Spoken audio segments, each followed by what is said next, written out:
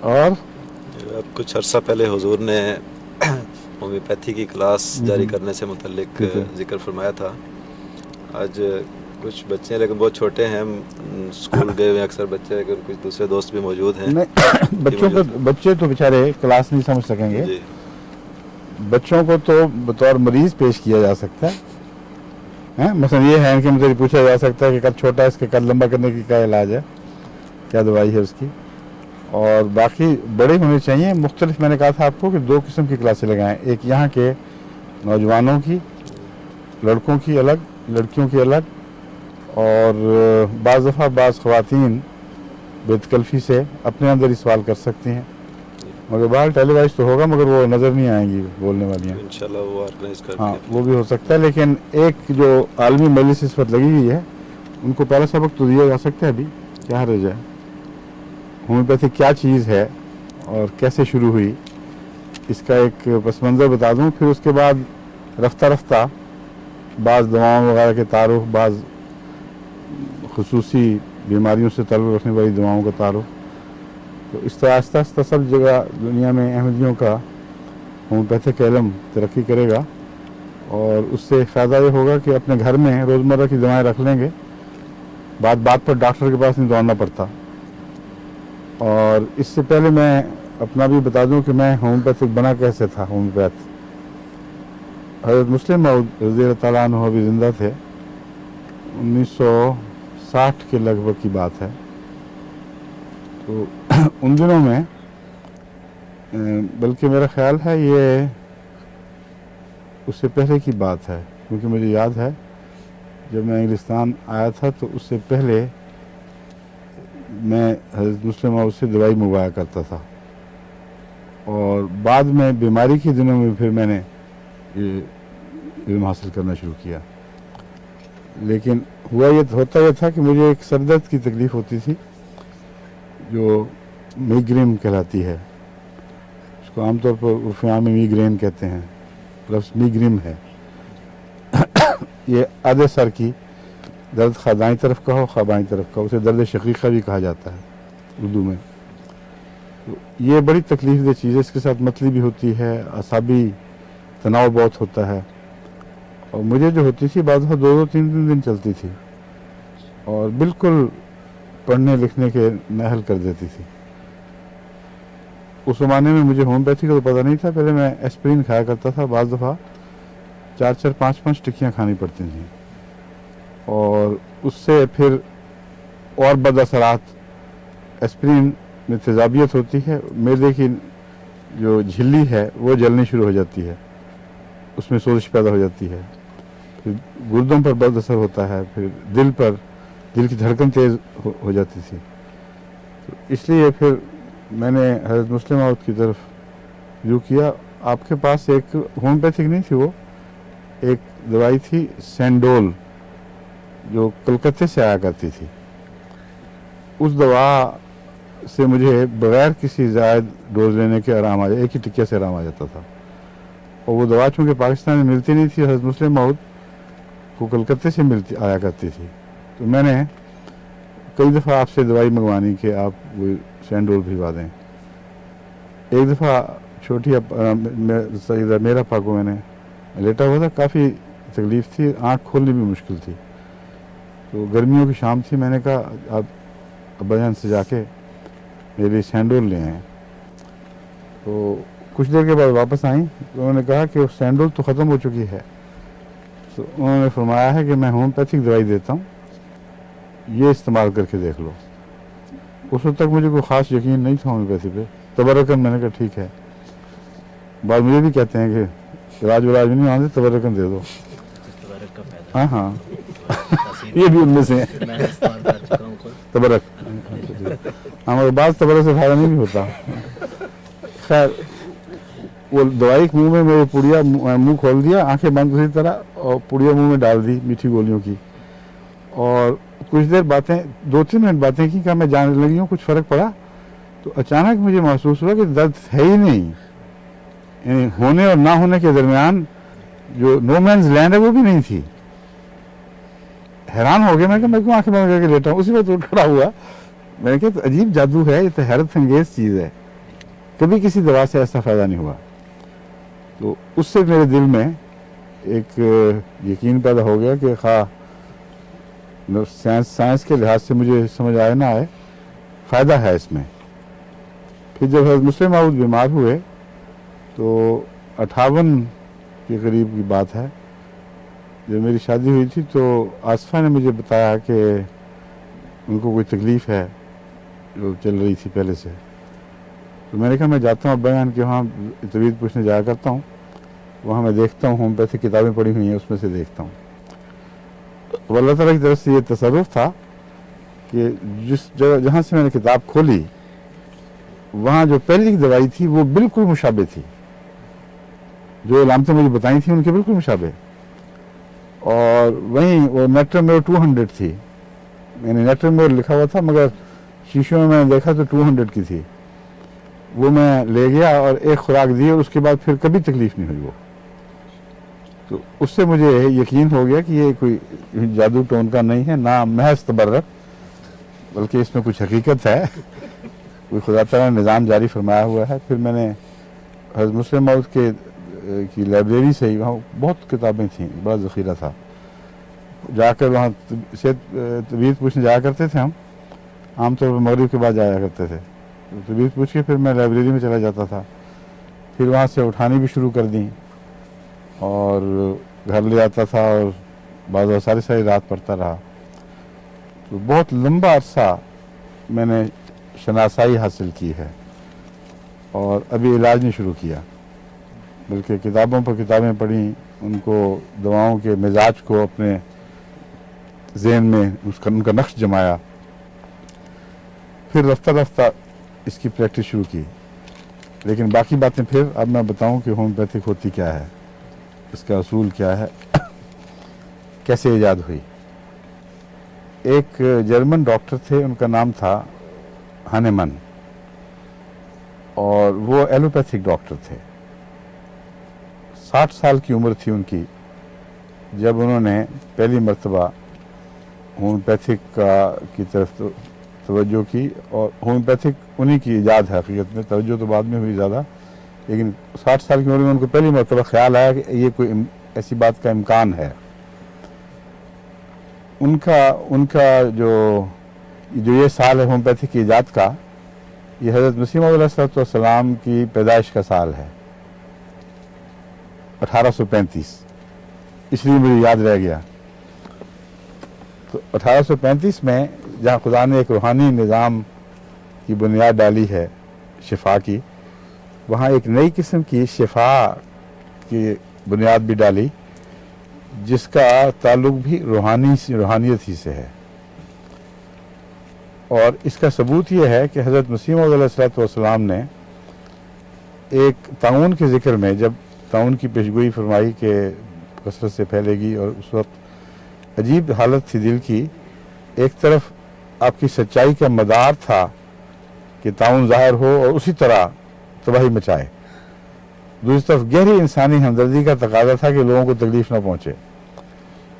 तो आपने एक इश्तिहार शाया फरमाया, एक तरफ पेशगोइयाँ हो रही थी, दूसरी तरफ ये इश्तिहार शाया फरमाया कि एक रूहानी ज़रिए से मुझे एक इल्म हुआ है, और मेरे दिल में अल्लाह ताला ने इस बात के लिए बेहद जोश भर दिया है कि मैं तमाम बनी नौ इंसान को बताऊं कि ये क्या चीज़ है, और इससे बनी नौ इंसान के बहुत सी शफा के फ़ायदे मुतल्लक हैं, और इसमें बहुत बड़ी शफा के राज हैं। और वो बात क्या थी कि मेरे दिल में अल्लाह ताला ने, यानी यही रूहानी ज़रिए से ये डाला गया है कि इल्हाम का लफ्ज़ नहीं, लेकिन सिर्फ रूहानी ज़रिए का लफ्ज़ है कि अगर किसी मुल्क में गुदूदों की बीमारियाँ, यानी ग्लैंड्स की बीमारियाँ हों, और ताउन एक ग्लैंड की बीमारी है, तो उस मुल्क में अगर जल्दी अमराज फैला दी जाएं तो जो गुठलियों की बीमारियां हैं वो निकल कर बाहर जल्द पर ज़ाहिर हो जाती हैं, और इंसान के जो अंदरूनी आज़ा हैं वो महफूज रह जाते हैं और जल्द की तकलीफ़ में मुंतकिल हो जाते हैं। और ये कोई बुरा सौदा नहीं, बहुत बेहतर है, अगरचे बज़ाहिर तकलीफ़ होती है लेकिन ख़तरनाक बीमारी से इंसान बच जाता है। तो फरमाया कि मुझे खुदा ताला ने ये दो सिखाए हैं, दो दवाएं, एक सल्फर और एक मरकरी, कि गंधक और पारे के ज़रिए अंदरूनी बीमारियों को बैरूनी तरफ मुंतकिल किया जा सकता है। अब जब मैंने होम्योपैथी शुरू की तो इस बात से मैं हैरान रह गया कि मैंने ही यही नज़रिया हनीमन ने भी पेश किया था, और उसने कहा था कि बाज़ दवाओं के असर से अंदरूनी बीमारियां बाहर की तरफ मुंतकिल होती हैं, उसको हम रद्द अमल कहते हैं। और लोग डर जाते हैं कि होम्योपैथिक से दवा लेते हैं किसी होम्योपैथ से, और अचानक जिल्द पर तकलीफ होती है तो कहते हैं वो हम मारे गए, हमें बहुत तकलीफ बढ़ गई। और उन्होंने मुतनब्बे किया है कि मारे नहीं गए, फ़ायदे का सामान है, ये यकीनी तौर पर समझ लें कि आपको पहले से फ़ायदा होगा, वरना अंदर से कोई और चीज़ यूं ही बाहर फेंक ही नहीं सकती। जो दवा भी अंदर से बाहर की तरफ बीमारी को मुंतकिल करे वो अच्छी है, जो बाहर से अंदर की तरफ लेके जाए वो बुरी है। अब ये था हनीमन साहब का, ज़रा सा आप इस तरफ हो जाए, हाँ ठीक है,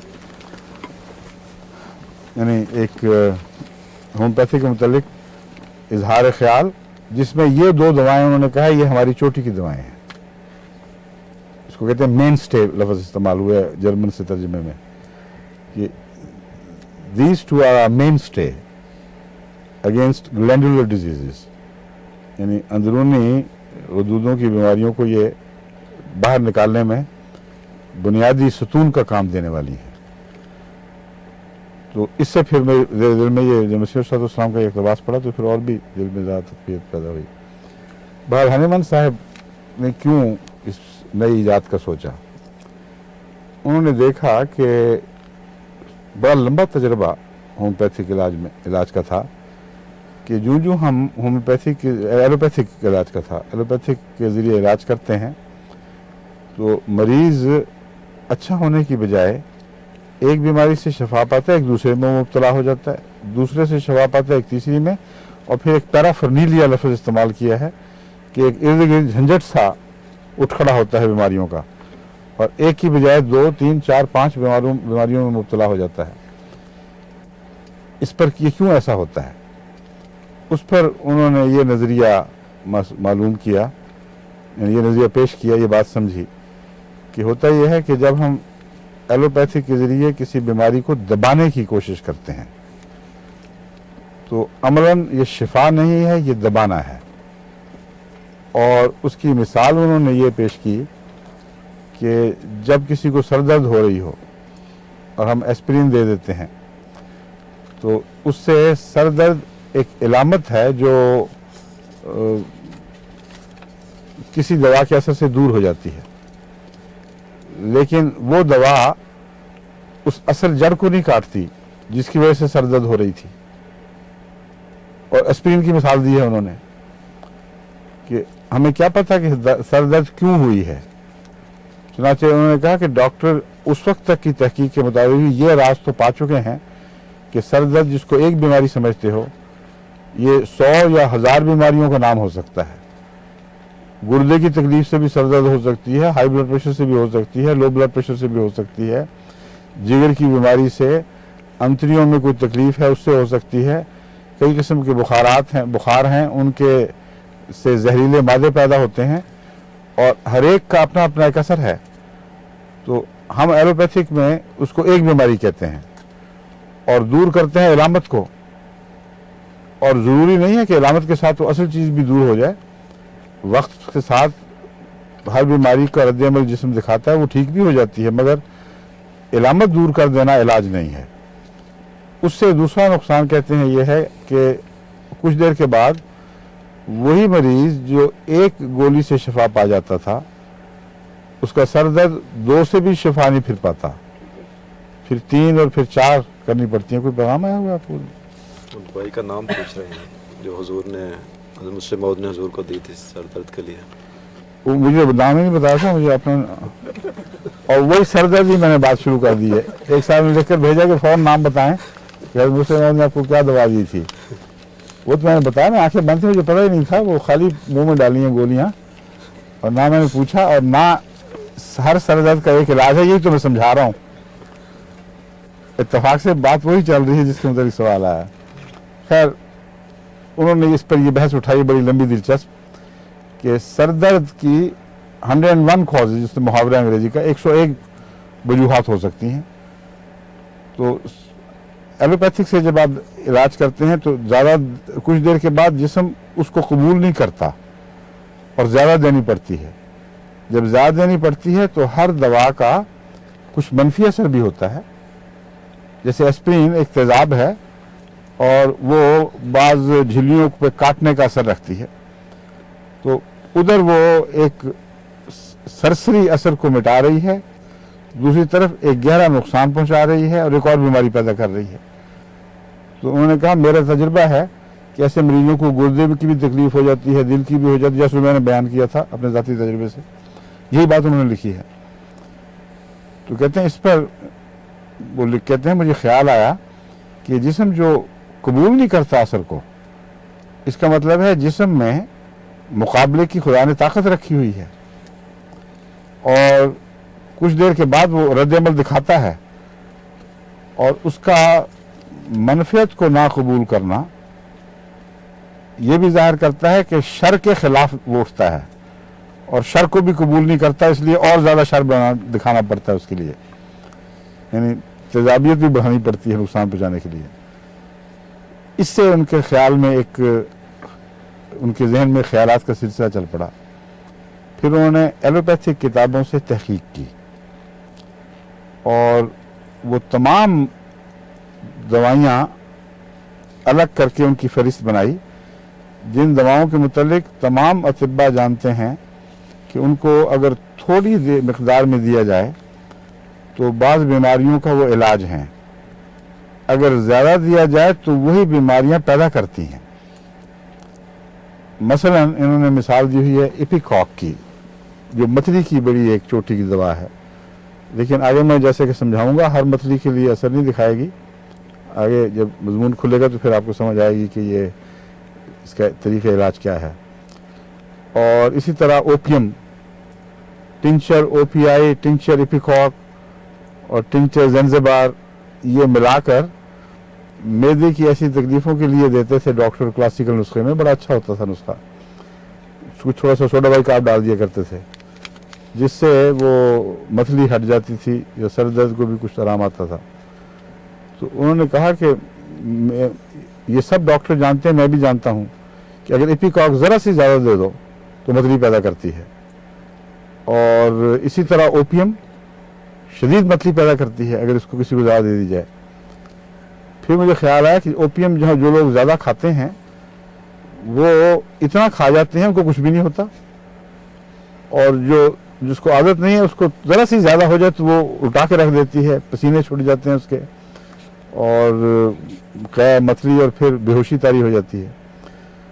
तो इस ख्याल को मज़ीद तक़वियत मिली कि जिस्म में अल्लाह ताला ने हर किस्म के बैरूनी हमले से दिफा की ताकत रखी है, लेकिन उसको उसके ऊपर जिस्म को ख़बरदार करना और उसके ख़िलाफ़ मुस्तैद करना बहुत ज़रूरी है, वरना बाज़ दफ़ा हमला इतना अचानक होता है, जैसा कि उन्होंने कहा ना कि अचानक किसी को दो तो जो पहले से तैयार नहीं किया गया वो मगलूब हो जाएगा। तो कहते हैं बाज़ दफ़ा हमला इतना अचानक होता है कि मरीज़ फिर मगलूब हो जाता है, या और ऐसे मुहर्रिकात हैं मसलन जिस्म में वैसे कमज़ोरियाँ हैं बाज़, उनके ज़रिए वो उसका दिफा कमज़ोर हो जाता है। फिर उन्होंने एक और तहकीक की, उन्होंने कहा कि मैंने ये देखा है कि एक ही फ़िज़ा में पलने वाले बाज़ लोग हैं जिनको टीबी हो जाती है और बाज़ों को नहीं होती, और बाज़ सारी उम्र टीबी वालों की खिदमत करते हैं, उनको कुछ भी नहीं होता। हमारी थी आपा नसीरा, मियाँ खुर्शीद अहमद साहब की वालदा और मियाँ अज़ीज़ अहमद साहब की छोटी बेगम, उन्होंने अपने दूसरे बच्चों की जो पहली वालदा से थे, भाई सईद और भाई मुबारक, उनकी बेहद खिदमत की। लोग हैरान होते थे कि छोटी उम्र की लड़की, इसने अपने आप को हल्कान कर दिया है, लेकिन अल्लाह के फजल से कोई टीबी का असर उन पर नहीं रहा, ना हुआ कभी, ना कभी बाद में ज़ाहिर हुआ मतलब है। तो यही हनीमन ने बात नोट की कि ये अजीब बात है, बाज बीमारी पकड़ लेते हैं, बाज नहीं पकड़ते। तो इसका मतलब ये है कि बीमारी के खिलाफ जिस्म में ताकत ज़रूर मौजूद है, लेकिन बाज़ और किस्म की अंदरूनी कमज़ोरियाँ हैं जो उस दिफा को कमज़ोर कर देती हैं। इसकी तरफ हमें तवज्जो करनी होगी कि वो क्या है, इस मसले को समझना चाहिए। फिर उन्होंने कहा कि हम जब इलाज करते हैं मसलन एनीमिया का, तो कहते हैं जी इसमें आयरन की कमी है और आयरन देना शुरू कर देते हैं। और फिर जब आयरन से फ़ायदा नहीं होता तो फिर कहते हैं इसमें फोलिक एसिड की कमी है, वो भी साथ दिया जाए वरना आयरन हज़म नहीं होगा।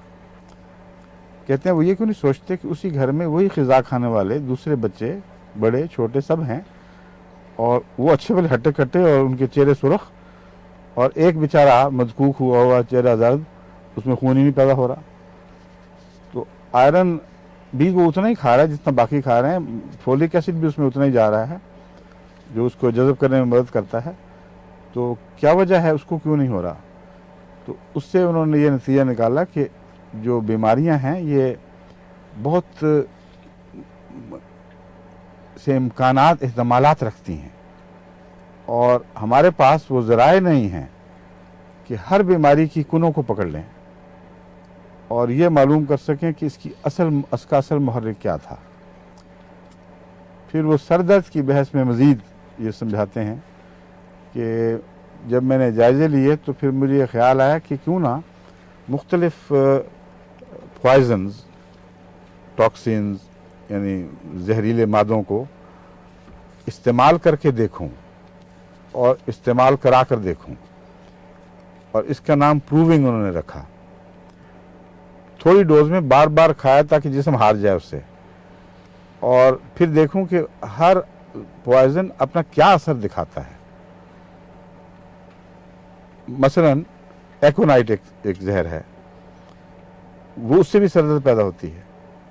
जब वो एकोनाइट उन्होंने इस्तेमाल किया तो उन्होंने इलामतें नोट की कि एकोनाइट से सर दर्द जो पैदा होती है अचानक आती है, तदरीजन नहीं होती, और चेहरा तमतमा उठता है और दिल इस तरह धड़कता है जैसा ढोल बज रहा हो, और यानी शिद्दत पैदा हो जाती है उसमें, और शदीद खौफ तारी होता है, और ऐसा मरीज़ यकीन कर लेता है कि बस मैं गया, अभी मैं मर जाऊंगा। ये इलामतें हर दर्द की तो नहीं है। तो उन्होंने कहा अगर इस किस्म की दर्द हो और एकोनाइट बहुत कमज़ोर करके इतनी खफीफ मकदार में दिया जाए, उसको पोटेंटाइज करना कहते हैं कि उसको फिर हिलाया जाए तो उसके ज़र्रे बराबर सब जगह फैल जाएं, तो हो सकता है ये बैरूनी जो पैगाम है ये अंदरूनी खाबीदा ताकतों को जगा दे। ये उन्होंने एक तस्वुर बांधा और इस पर उनकी मदद, उसके जो वैक्सीनेशन का इलाज उस वक्त जारी हो चुका था, उसने इनकी मदद की कि वैक्सीनेशन भी तो दरअसल एक ऐसे जरासीम को जिस्म में दाखिल करना है जिनको अमदन कमज़ोर कर दिया जाता है। ये यकीन पैदा कर लिया जाता है कि ये जरासीम इस तरह नीम मुर्दा हो चुके हैं या तकरीबन मर ही चुके हैं कि अब ये जिस्म में वो बीमारी पैदा करने में नाकाम रहेंगे। उसके ख़िलाफ़ जिस्म रद्द-ए-अमल दिखाता है और कामयाब रद्द-ए-अमल दिखाता है, मगर बाज़ दफ़ा शदीद बुखार भी चढ़ जाता है, जिस्म टूटने लगता है, मगर वो बीमारी नहीं होती, और फिर 3-3 साल तक उस बीमारी से इंसान कुलियतन महफूज रह जाता है। फिर वो बड़ी मकदार में भी जरासीम अंदर वो फेंक दो उसके, तभी भी कोई फ़र्क नहीं पड़ेगा। तो ये जो तहकीक का रास्ता था ये आगे खुलता चला गया, नए दरवाजे खुलते रहे। तो उन्होंने कहा ये तहकीक की और फिर तलाश में रहे कि कोई ऐसा मरीज़ दिखाई दे जिसमें एकोनाइट की इलामतें दिखाई दें। एकोनाइट उन्होंने इस तरह बनाया कि एकोनाइट को 100 कतरों में डालकर एक कतरा, उसको खूब अच्छी तरह हिलाया, यूँ एक शीशी में 100 कतरे अंदाज़न रख लिए ना उन्होंने, और फेंक दिया उसको। आखिर पे एक कतरा जो चिमटा रह जाता है साथ, उसी में दोबारा उतना पानी या अल्कोहल डाल दिया और उसको फिर शेक किया और फिर फेंक दिया। तो उन्होंने कहा ये 2 पोटेंसी है। पोटेंसी का भी बता दूं क्या होती है। यानी एक कतरे का 1/100 अगर हो तो उसको एक पोटेंसी कहते हैं, और उस 1/100 का 1/100 यानी 10,000वां हिस्सा वो 2 पोटेंसी है, और 10,000वां हिस्से का एक लेकर उसको फिर 100 से ज़रब दे दो तो कितना बन जाएगा? 10 लाख हो जाएगा या ज़्यादा? 1 करोड़ है, 2 सिफरे और हो जाएंगे बस। वो तीसरी पोटेंसी है। और फिर उसको दोबारा एक कतरा उसका लेकर उसमें उसको 100 गुना ज़्यादा पानी मिला दो या कोई दूसरा महलूल, 6 करोड़ चौथी बन जाएगी, जिसको हम 30 पोटेंसी ऑर्डिनरी पोटेंसी कहते हैं। वो ये चीज़ है, जिसका मतलब ये है कि अगर आप 1/1 लिखकर 60 सिफरे उसके इर्द गिर्द लगा, इसके दाईं तरफ लगा दें, तो एक कतरे का इतनावां हिस्सा उस दवा में है जिसको आप 30 के तौर पर खाते हैं, और ये रोज़मर्रा की मामूली दवा है। इसको छोटी पोटेंसी कहा जाता है, और इसको पढ़ने के लिए किसी ज़ुबान में कोई लफ्ज़ नहीं है। 60 जीरो वाला कोई हरफ, कोई हिंसा, कोई एक्सप्रेशन किसी ज़ुबान में नहीं है ये क्या चीज़ है। इसलिए साइंसदान जब इन हदों में जाते हैं तो उसको उसके ज़रिए ज़ाहिर करते हैं, मुरब्बा करके, स्क्वायर स्क्वायर, इतना स्क्वायर, इतने स्क्वायर। तो ये होम्योपैथिक का तरीक़ था जो उन्होंने इजाद किया, और जब ऐसा मरीज़ सामने आया उन्होंने वो दवाई दी, वो फ़ौरन ठीक हो गया। तो एक और दिलचस्प नतीजा उन्होंने ये निकाला और तजर्बे से उसको हमेशा दुरुस्त पाया कि जो बीमारियां अचानक आती हैं वो अचानक छोड़ देती हैं, वो एक्यूट डिजीज़ कहलाती हैं उनके नज़दीक। या वो मरीज़ को ही साथ ले जाएंगी या फ़ौरन उसके पीछे छोड़ देंगी और कुल्लियतन वापस चली जाएंगी। और जो बीमारियां आहिस्ता आहिस्ता पैदा होती हैं उनको एकदम दूर करने की कोशिश भी नहीं करनी चाहिए। मरीज़ को उससे बाज़ दफ़ा शदीद नुकसान पहुंचता है। वो जिस्म के अंदर बारीक आहिस्ता आहिस्ता रफ्ता रफ्ता पैदा होने वाली तब्दीलियों से पैदा होती हैं, और जिस्म के खुलियों की हालत बदल देती हैं, आपके ग्लैंडुलर सिस्टम को तब्दील कर चुकी होती हैं। इसलिए अचानक हुक्म दो कि जिस्म को छोड़ दे, नहीं छोड़ेंगी। इसलिए दवाएं भी वही ढूंढनी पड़ेंगी, वो तेज़ाब ढूंढने पड़ेंगे जिनका असर आहिस्ता आहिस्ता असर पैदा होता है, ज़ाहिर होता है। एक इंसान एक खुराक खा रहा है 10-20 साल से, और उसको पता ही नहीं कि इसमें कुछ तेज़ाबी मादे भी हैं, और बिल आखिर जाकर वो बीमार पड़ जाता है, गंठिया का मरीज़ हो जाए, जोड़ हरकत नहीं करते, तो बाद में डॉक्टर बताते हैं कि तुम फ़लाँ मुल्क में फ़लाँ पानी पिया है, वहाँ ये एलिमेंट ज़्यादा था, मतलब कैल्शियम ज़्यादा था वगैरह वगैरह, वो रफ्ता रफ्ता तुम्हारे जोड़ों में बैठा है और तुम्हें ये बीमारी हो गई। तो उसका इलाज भी ऐसी दवाओं से करना पड़ेगा जो रफ्ता रफ्ता असर दिखाती हैं।